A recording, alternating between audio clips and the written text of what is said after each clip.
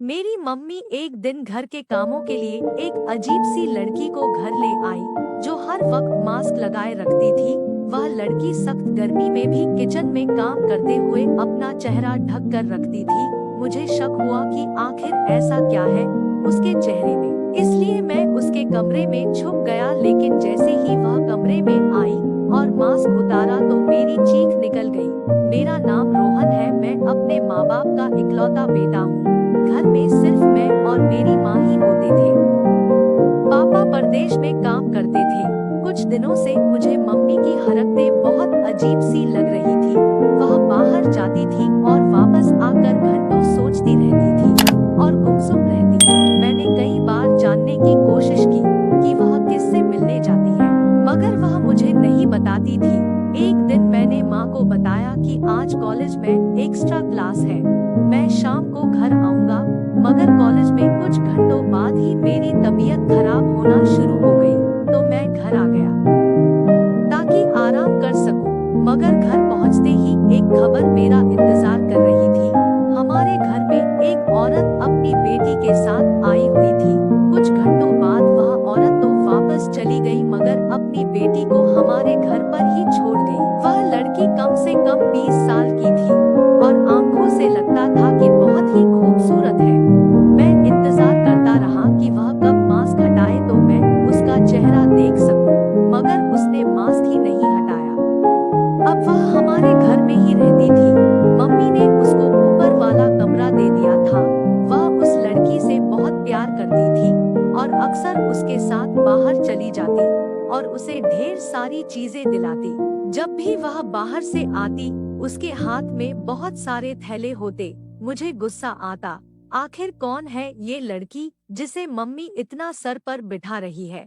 Mummy बस इतना ही कहती कि यह लड़की जो भी है, मैं इससे दूर रहूं। मुझे वैसे तो उस लड़की से कोई मतलब नहीं था, मगर उसके हर वक्त मास्क में रहने वाली आदत मुझे शक में डाल देती थी। कभी कभी तो मैं सोचने लगता था कि उसे मास्क लगाकर गर्मी नहीं लगती क्या। खैर, फिर एक दिन मैंने उस लड़की से पूछ ही लिया कि तुम हर वक्त मास्क में क्यों घूमती रहती हो। मेरे पूछने पर वह घबरा सी गई और जवाब देने के बजाय डर कर भाग गई। अब वह घर के सारे काम करती थी, खाना भी वही बनाती थी।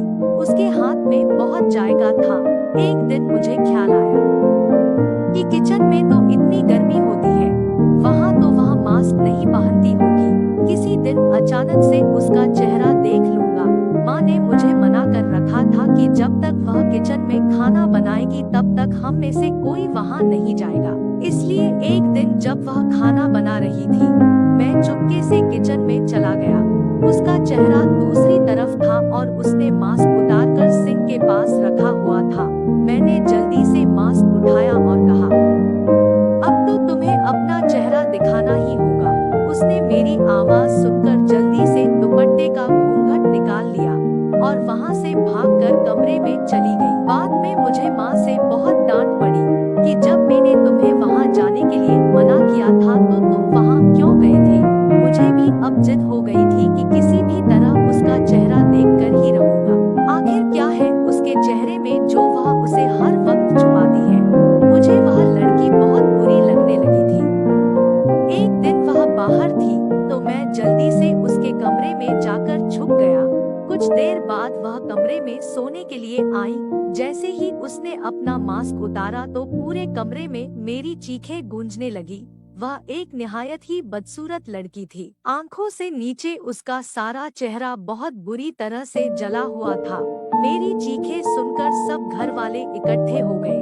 मेरे चाचा की लड़की ने जल्दी से उसका चेहरा दोबारा से ढक दिया।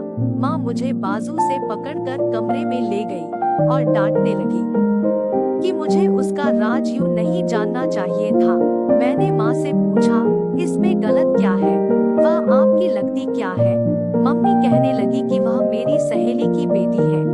यह सुनकर मैं हैरान रह गया कि मम्मी की सहेली की बेटी का हमारे घर में क्या काम है। आखिर इतने दिनों से ये हमारे घर में क्यों रह रही है। मेरी मम्मी की तो सिर्फ एक ही सहेली थी, लेकिन इन दोनों में मोहब्बत बहुत थी। मैं बहुत छोटा था जब मैंने मम्मी की सहेली को देखा था। बड़ा हुआ तो पता चला कि